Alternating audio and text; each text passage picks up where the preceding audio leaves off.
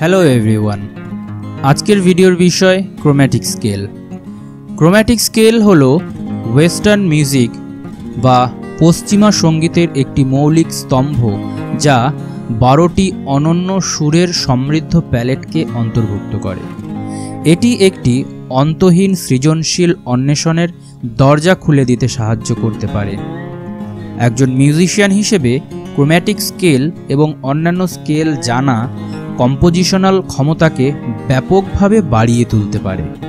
এর ব্যবহারে অসামান্য সাউন্ড ট্র্যাক তৈরি করতে পারবে, যার মধ্যে এই 12টা নোট রেজোনেট বা অনুরণন করবে। আজকের এই ভিডিওতে আমরা ক্রোম্যাটিক স্কেল সম্পর্কে যা যা জানা দরকার তার সবকিছুই ডিটেলসে ভেঙে আলোচনা করব, যাতে তোমরা এর পূর্ণ সম্ভাবনার সুবিধা নিতে পারো এবং তোমাদের উৎপাদন কর্মপ্রবাহকে আরও উন্নত করতে পারো। আজকের এই ভিডিওতে আমরা যা যা আলোচনা করব সেগুলো চটজলদি একটু দেখে নেওয়া যাক।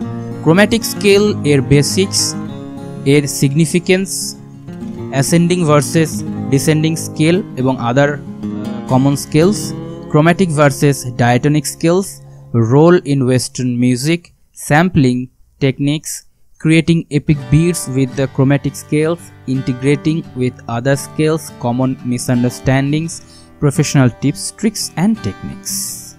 এই ভিডিও সম্পূর্ণ দেখার পর তোমরা ক্রোম্যাটিক স্কেল এর সূক্ষ্ম ব্যবহার, এর তাৎপর্য সম্পর্কে একটি দৃঢ় ধারণা পাবে। এই জ্ঞানের সাথে জটিল থেকে জটিলতম সঙ্গীত রচনাগুলো সুসজ্জিতভাবে বুঝতে পারবে এবং নিজে চিত্তাকর্ষক সোনালী ল্যান্ডস্কেপ তৈরি করতে পারবে, ঠিক একজন অভিজ্ঞ ও পেশাদার মিউজিশিয়ানের মতো, যেগুলো শুনে সকলেই মুগ্ধ হবে। তাহলে এই নতুন জ্ঞানের সমুদ্রে একটা ডুব দেওয়া যাক, সঙ্গে থেকো। ক্রোম্যাটিক স্কেল কি? ক্রোম্যাটিক স্কেল হলো অনুক্রমিকভাবে সঙ্গীত বর্ণমালার সমস্ত 12টি নোট। মিউজিককে আমি নিজে একটি আন্তর্জাতিক ভাষা বলে মনে করি, আর বাংলা, হিন্দি, ইংরেজি বর্ণমালা বা আলফাবেটের মতনই ক্রোম্যাটিক স্কেল হলো মিউজিক ল্যাঙ্গুয়েজের অক্ষরসমূহ। এই অক্ষরগুলোকে নোট বা পিচ বলা হয়, যেগুলি শাস্ত্রীয় বা পাশ্চাত্য সঙ্গীতে ব্যবহৃত ক্ষুদ্রতম মিউজিক্যাল ইন্টারভাল প্যাটার্ন দ্বারা পৃথক করা হয়, অর্থাৎ অর্ধধাপ বা সেমিটোন এবং পূর্ণধাপ বা হোল টোন। মনে করুন আপনি পিয়ানো বা কিবোর্ড কিংবা হারমোনিয়াম বাজাচ্ছেন। আপনি যদি একটি সি নোট থেকে পরপর প্রত্যেকটা কালো এবং প্রত্যেকটা সাদা কি ধারাবাহিকভাবে বাজিয়ে যান, তাহলে প্রথম সি থেকে শেষ সি পর্যন্ত আপনি শুধুমাত্র প্রত্যেকটি নোট বাজালেন। মিউজিকের অন্যান্য স্কেল যেমন ডায়াটনিক স্কেল অর্থাৎ মেজর স্কেল কিংবা মাইনর স্কেল বাজানোর সময় সারেগামা কিংবা ডো রে মি ফা সলফেজ অনুযায়ী নির্দিষ্ট কতগুলি নোট সেই স্কেলে বাজানো হয়, কিন্তু ক্রোম্যাটিক স্কেল কোনো নোটকেই ছেড়ে যায় না। সবগুলো 12টি নোট এর সমন্বয়েই ক্রোম্যাটিক স্কেল তৈরি হয়। উদাহরণস্বরূপ এ দিয়ে শুরু করে ক্রোম্যাটিক স্কেল দেখে নেওয়া যাক। নোটগুলি হলো A, A sharp, B, C, C sharp, D, D sharp, E, F, F sharp, G, G sharp and back to A again. ইংরেজি বর্ণমালার প্রথম 7টি অক্ষর অর্থাৎ A, B, C, D, E, F, G, এই 7টিকে নিয়েই কিন্তু মিউজিকের স্কেল ও নোট লেখা হয়। আর লক্ষ্য করো, ক্রোম্যাটিক স্কেলে বি এবং ই এই দুটো নোটের কিন্তু শার্প দেওয়া নেই, এই দুটো নোটের শার্প হয় না। তাহলে এখানে দেখে নেওয়া যাচ্ছে যে 7টি শুদ্ধ স্বর বা ন্যাচারাল নোট এ, B, C, D, E, F, জি আর 5টি বিকৃত স্বর, যেগুলো হলো কোমল অর্থাৎ ফ্ল্যাট বা কড়ি অর্থাৎ তীব্র বা শার্প। মিউজিশিয়ান এবং মিউজিক প্রডিউসারদের কাছে এই প্রত্যেকটা নোট একটা ইন্ডিভিজুয়াল কালার হিসেবে অস্তিত্ব রাখে, যাদের প্রত্যেকের একটা নিজস্ব সনিক আইডেন্টিটি রয়েছে। এগুলো চিনতে পারার আর ব্যবহার করতে পারার মধ্যে দিয়ে অসামান্য ফ্লেক্সিবিলিটি এবং মিউজিক ক্রিয়েশনের ভেরিয়েশন পাওয়া যায়। এবারে আসি শার্প আর ফ্ল্যাট নোটের ব্যবহারে। কখন কোনটা ব্যবহার করতে হয়? সাধারণত অ্যাসেন্ডিং স্কেলের সময় অর্থাৎ মোটা স্বর থেকে পাতলা স্বরের দিকে বাজানোর সময় শার্প নোট ব্যবহার করা হয়, যেমন A, A sharp, B, C C sharp, D D sharp, E F F sharp, G G sharp, A. আর ডিসেন্ডিং স্কেল বাজানোর সময় অর্থাৎ পাতলা স্বর থেকে মোটা স্বরের দিকে বাজানোর সময় ফ্ল্যাট নোট ব্যবহার করা হয়, যেমন A, A flat, G, G flat, F, E, E flat, D, D flat, C, B, B flat, A. এখানে একটি জিনিস মনে রাখতে হবে যে 7টি শুদ্ধ বা ন্যাচারাল স্বরে A B C D E F ও জি এর পাশাপাশি যে 5টি বিকৃত স্বর রয়েছে সে 5টির প্রত্যেকটিরই দুটো করে আইডেন্টিটি বা পরিচয় বা নাম, অর্থাৎ এ শার্প ও বি ফ্ল্যাট দুটো একটাই নোট। একই রকমভাবে সি শার্প এবং ডি ফ্ল্যাট দুটো একটাই নোট, ডি শার্প ও ই ফ্ল্যাট দুটো একটাই নোট, এফ শার্প ও জি ফ্ল্যাট দুটো একটাই নোট, জি শার্প ও এ ফ্ল্যাট নোট দুটো একটাই নোট। এবারে আসা যাক ক্রোম্যাটিক স্কেল আর ডায়াটনিক স্কেলের কি বিভিন্নতা সেই বিষয়ে।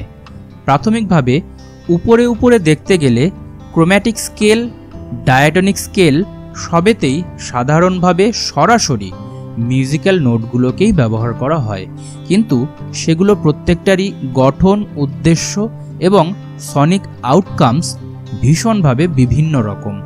আগে যেমন বলা হয়েছে যে ক্রোম্যাটিক স্কেল সবগুলো 12টা নোটকে নিয়েই তৈরি হয়, সেখানে কোনো বাছাই থাকে না। অন্যদিকে ডায়াটনিক স্কেলগুলো হলো মোর সিলেক্টিভ, যেগুলোর মধ্যে 7টা করে স্বর থাকে, যে 7টা স্বর বা নোট সেই ক্রোম্যাটিক স্কেলের 12টা নোট থেকেই নেওয়া হয়েছে। উদাহরণস্বরূপ মেজর স্কেল এবং মাইনর স্কেলগুলি ডায়াটনিক স্কেলের অন্তর্ভুক্ত, যেগুলোর প্রত্যেকটারই আলাদা আলাদা নির্দিষ্ট ক্যারেক্টারিস্টিক এবং মুড রয়েছে। যেমন ধরুন, একটি মেজর স্কেলের মধ্যে রয়েছে প্রফুল্ল, আনন্দ, প্রেম, ভালোবাসা এই ধরনের অনুভূতি, এবং অন্যদিকে মাইনর স্কেলে রয়েছে মলিন, দুঃখ, ব্যথা, বিরহ ধরনের অন্ধকারময় অনুভূতি। তবে অভিজ্ঞ মিউজিশিয়ানরা মেজর স্কেলেও দুঃখের আবহ তৈরি করতে পারে, একই রকমভাবে মাইনর স্কেল দিয়েও আনন্দের বা খুশির আবহাওয়া তৈরি করা যেতেই পারে। খুব সহজে বলতে গেলে ক্রোম্যাটিক স্কেল একটি বিশাল ক্যানভাসের মতো, যার মধ্যে অফুরন্ত সম্ভাবনা রয়েছে। অন্যদিকে ডায়াটনিক স্কেল হলো একটি নির্দিষ্ট কাঠামোগত সংগঠন, যার মধ্যে নির্দিষ্ট টোনাল ক্যারেক্টারিস্টিক রয়েছে। অন্যরকমভাবে বলতে গেলে ক্রোম্যাটিক স্কেল হলো সূক্ষ্ম ইমোশনাল কালারের শেড ও ট্রানজিশনের সমন্বয়, আর ডায়াটনিক স্কেল হলো একটি নির্দিষ্ট মেজাজ, স্পন্দন বা মানসিক প্রতিক্রিয়া জানানোর আদর্শ উপায়। ডাইনামিক মিউজিক প্রোডাকশনের জন্য দুটোকেই বহুমুখী গুণ হিসেবে আয়ত্ত করা প্রয়োজন। এদের সঠিক ব্যবহার তোমাদের তৈরি সঙ্গীতের মধ্যে তোমাদের পছন্দসই ইমোশন বা অ্যাটমসফিয়ার তৈরি করতে পারে, যা শ্রোতাদের মধ্যে অনেক বেশি প্রভাব ফেলবে।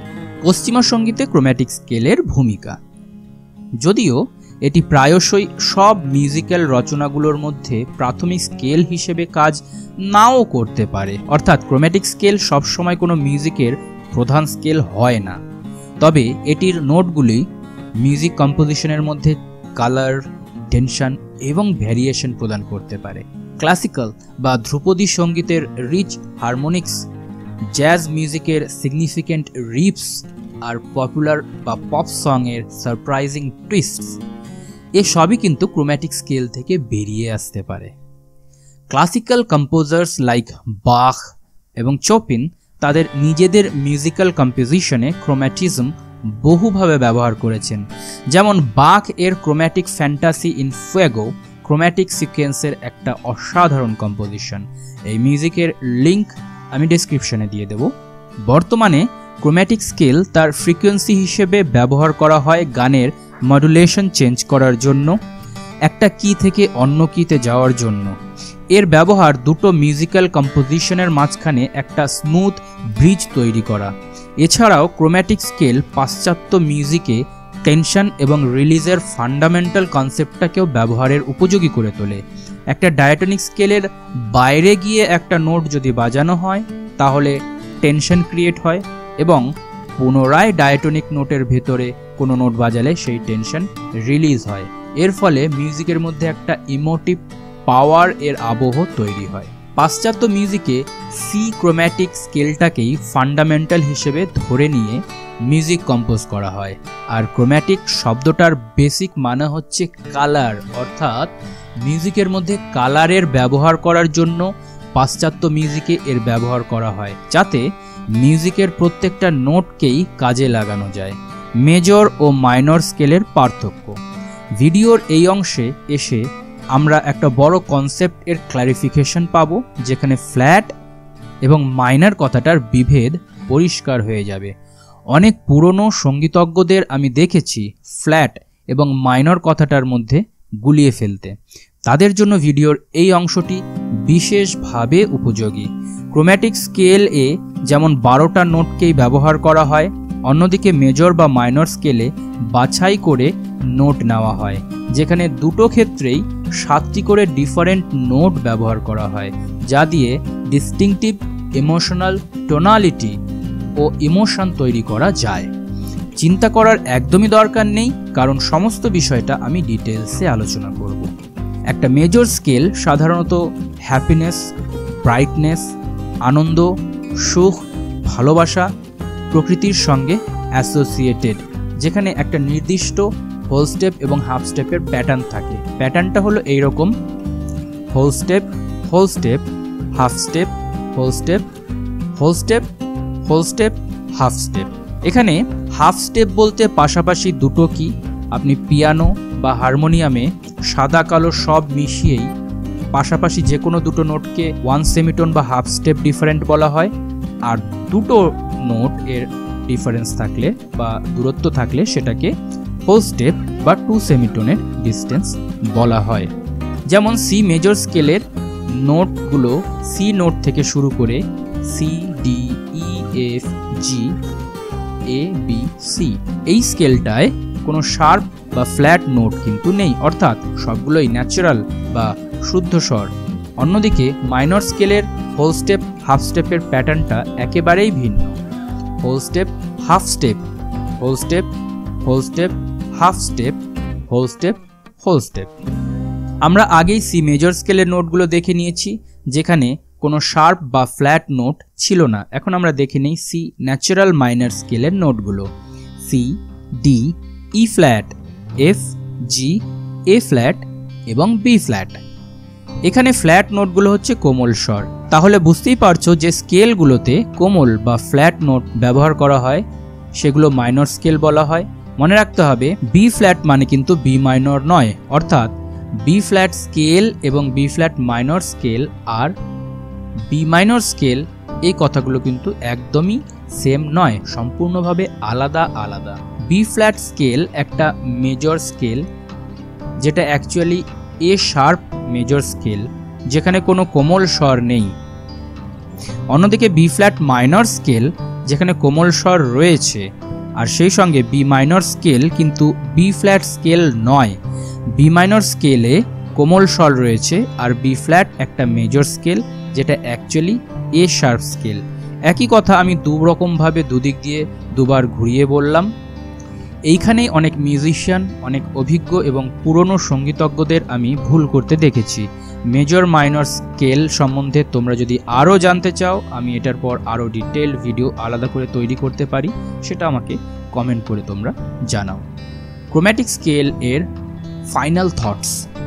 ক্রোম্যাটিক স্কেল তার সমৃদ্ধ ও বহুমুখিতা নিয়ে সঙ্গীত তত্ত্বের জগতে একটি ভিত্তিপ্রস্তর হিসেবে দাঁড়িয়ে রয়েছে। এই ক্রোম্যাটিক স্কেল শুধুমাত্র নোটের ক্রম নয়, দক্ষতার সাথে ব্যবহার করতে পারলে এর মিউজিকের সনিক ল্যান্ডস্কেপকে সম্পূর্ণভাবে পরিবর্তন করতে পারবে। লক্ষ্য যদি হয় নিউয়েন্সড ট্রানজ্যাকশনস, আনএক্সপেক্টেড মেলোডিজ কিংবা simple and profound understanding of music, chromatic scale তার জন্য একমাত্র পথ। এর ব্যবহার করে আপনার মিউজিক প্রোডাকশনের খেলায় আরও অনেক উন্নতি স্থাপন করতে পারবে, অ্যাডভান্স মেলোডিজ তৈরি করতে পারবে। তাহলে আর দেরি কেন, শুরু করে দাও নতুন নতুন মিউজিকের যাত্রা। বিশ্বকে তোমার অনন্য সঙ্গীতের ভাণ্ডারের সঙ্গে পরিচয় করিয়ে দাও। রঙিন স্কেলের জটিল নোটগুলো দ্বারা তাদেরকে আকৃষ্ট করো। আবার দেখা হবে খুব তাড়াতাড়ি পরের ভিডিওতে। Don't forget to subscribe, like and share this video. Bye.